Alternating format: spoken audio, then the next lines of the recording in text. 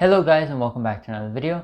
Today we're going to be talking about my new monitor which I recently bought called the Acer Predator XB272. And we're basically just going to go over whether or not it's worth your money.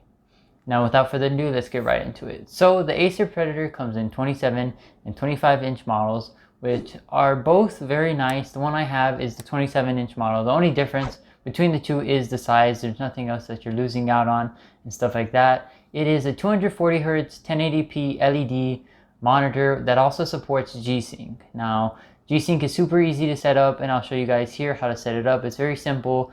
NVIDIA control panel, go to the G-Sync setting, enable it, and make sure it's your primary monitor, and that's all you have to worry about. And overall, G-Sync gives a really nice, fluid experience. So, now that that's out of the way, let's talk about the resolution, because that's something that I was a little bit disappointed in because of the price that it's going at. So the monitor starts off at $600 for the 27-inch model, which is the one that I got. But there's something that I really wish I could have gotten in this monitor, and that is 1440p resolution.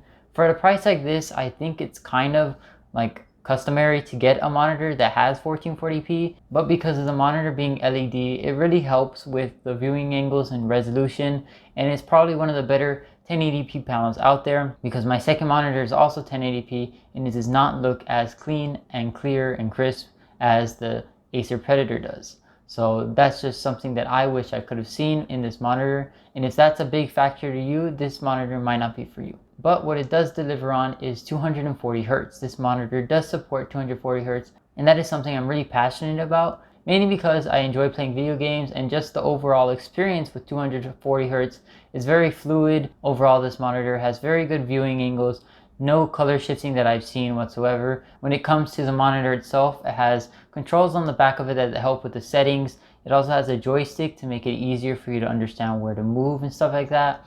And it has two USB ports on the side of the monitor as well. Now the thing that it does have, but it's kind of is the speakers. So the monitor does support in-housing speakers, and if you don't really like them, because neither did I, you can always just plug in headphones and stuff like that. But the sound quality out of these is subpar at best. I wouldn't give it any awards for sound quality when it comes to the monitor speakers themselves.